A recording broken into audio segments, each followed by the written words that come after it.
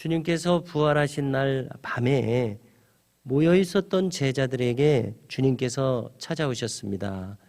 어제 본문에 엠마오로 가는 두 제자에게 보이셨다고 했는데요. 바로 그날 저녁으로 생각됩니다. 모여있는 제자들에게 들어오시면서 말씀하십니다. 너희에게 평강이 있을지어다. 히브리어로는 샬롬이라는 인사이고 헬라어로는 에이레네라는 평강을 전하는 인사입니다. 자, 이렇게 주님이 나타나셨을 때에 제자들은 놀랐습니다. 그들이 보는 주님을 영혼이라고 생각했습니다. 헬라어로 영혼이 푸뉴마인데요. 푸뉴마라는 말이 쓰여 있습니다. 영혼이라고 생각을 했는데요. 이때 말씀하십니다. 어찌하여 두려워하며 어찌하여 마음에 의심이 일어나느냐. 내 손과 발을 보고 나인 줄 알라. 또 나를 만져보라. 영은 살과 뼈가 없으되 너희 보는 바와 같이 나는 있느니라. 이 말씀을 하시고 손과 발을 보이셨습니다. 다른 복음서에서는 이 자리에는 도마가 없었고 일주일 후에 도마도 있는 가운데 제자들에게 다시 보이셔서 그때 도마에게 왜 의심하느냐 하시면서 내 옆구리에 네 손가락을 넣어보라. 그래서 이제 넣어보는 장면이 성화로 그려질 만큼 그런 상황인데요. 여기 누가복음에서는 그것을 지금 구분하지 않고 이 부활하신 날 저녁에 이것이 다 이루어진 것처럼 이런 인상을 주고 있습니다. 이렇게 복음서들이 조금씩 다른데요. 주님께서 부활하신 몸에 대해서 생각한다면은 성경에서 이렇게 알려주시는 대로 우리가 이해하면은요, 참 신비로운 몸입니다. 문이 닫혀 있는 가운데서도 들어오시는가 하면 또 이렇게 직접 만질 수 있는 몸이었습니다. 그리고 이 몸은 영원히 사는 몸입니다. 우리의 몸은 아직 죽음을 통과해야 하는 유한한 몸이지 않습니까? 이런 우리의 몸과는 다른 부활하신 몸입니다. 이런 물리적인 몸과는 다릅니다. 영원한 몸입니다. 그래서 우리가 이 부활하신 몸을 부활체라고 이렇게 임시로 뭐라고 정확히 규명하기가 어려운 형편 아닙니까? 우리는요. 그래서 부활체라고 이렇게 불러보게 되고요.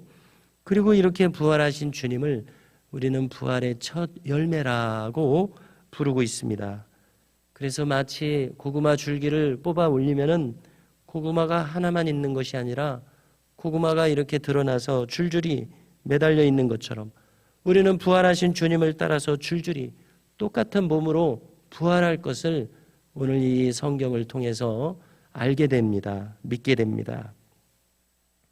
반신반의하는 제자들에게 주님은 먹을 것이 있냐고 하십니다. 이때에 구운 생선 한 토막을 가져다 드렸습니다. 그랬더니 그 자리에서 그것을 잡수셨습니다. 부활하신 몸이 만질 수 있는 살아있는 몸이라는 것을 직접 보여주신 겁니다. 제자들이 생각하는 것처럼 푸뉴마, 영혼이 아니시라는 것을 직접 보여주셨습니다.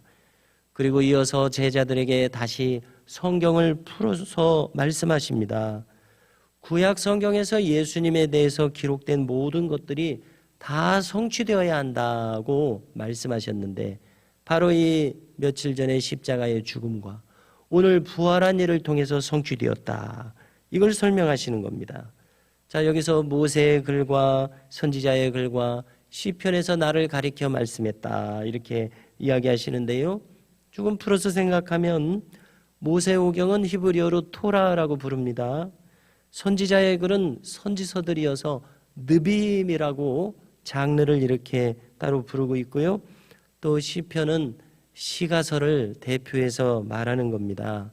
그래서 시가서는 거룩한 글들이라는 뜻을 가진 케투빔이라고 부르고 있습니다. 영어로는 Holy Writings입니다. 거룩한 글들인데요. 이렇게 쉽게 말하면 간증서들입니다. 성경의 핵심 중에 핵심은 모세오경이고 거기에 이제 이 모세오경의 교훈을 따라서 또 역사가 펼쳐지지 않습니까? 그래서 선지서가 부록처럼 나올 수밖에 없고 또 시편과 잠언, 전도서 이런 시가서들을 통해서 신앙이 표현되니까 또 이 시가서들도 부록처럼 이렇게 딸려 나오게 되는 것이죠. 그래서 성경의 핵심 중에 핵심은 모세오경입니다.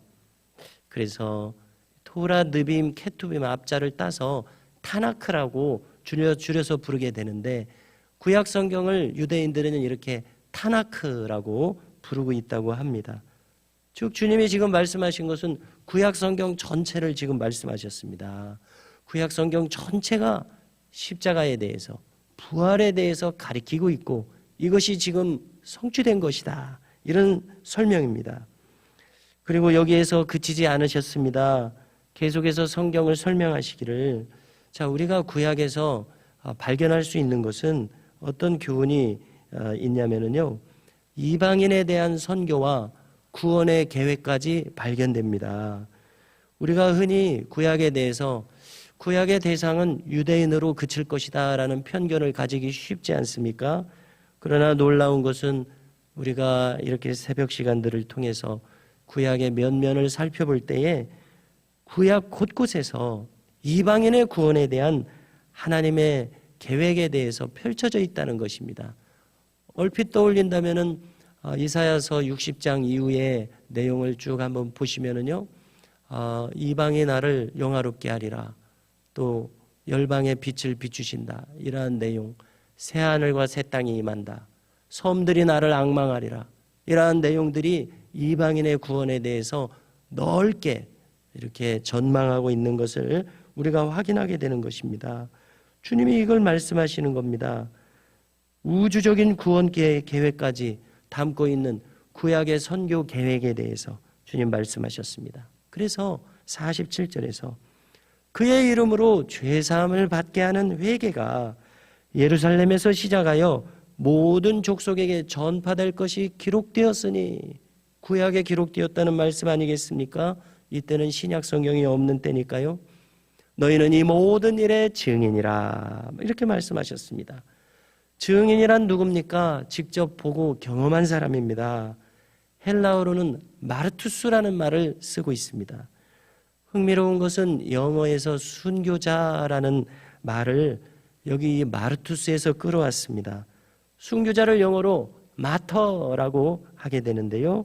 저기 증인이라는 마르투스에서 왔습니다. 무엇을 의미합니까? 다시 말해서 초대교회의 증인들은 모두가 다 순교자들이었습니다.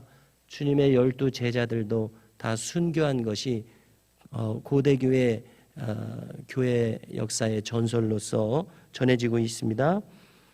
생명을 다해서 복음을 증언했던 것입니다. 이것은 우리가 믿는 복음의 성격을 잘 보여주고 있습니다. 복음의 성격은 우리의 생명을 다해서 믿을 복음이라는 것입니다. 그리고 우리의 생명을 다해서 전생애를 통해서 우리 주변에 전해야 할 것이 복음이라는 것을 말씀해 주고 있고, 만일 우리에게 6.25와 일제강점기와 같은 시간을 보내고 있다면 어쩌면 우리도 생명으로서 복음을 증거할 기회를 맞이했었을는지도 모릅니다. 이렇게 복음이란 우리의 생명을 다 요구하고 계시는 그러한 성격이 있습니다. 주님은 승천하시기 전에 마지막 당부의 말씀을 주셨습니다. 그것은 위에서부터 능력을 입히울 때까지 이 성 예루살렘에 머물러 있어라, 이런 당부였습니다. 왜냐하면 이것은 오순절 성령 강림을 기다리라는 말씀이셨습니다. 왜냐하면 부활하신 것이 남의 일이 아니라 나의 일이 되어야 하기 때문입니다. 성경에서 놀라운 것은 부활하신 주님을 이렇게 만났던 베드로가 그 다음 순간에 뭐라고 얘기합니까? 요한복음을 보면 다른 제자들에게 자 이제 나는 물고기 잡으러 가노라 하고 갈릴리로 돌아갑니다. 그랬더니 나머지 9명의 제자들도 따라서 갈릴리로 다시 돌아가서 물고기를 잡고 있지 않았습니까? 무슨 의미입니까? 주님이 부활하신 것은 부활이고 난 내 인생은 또 따로 있는 것입니다. 즉 주님의 부활이 나와 아직 무관한 상태였습니다. 그러나 우순절 성령 강림에 의해서 주님의 부활은 곧 나의 부활이요 나의 생명이요 나의 영생이 되는 사건이 되는 것입니다.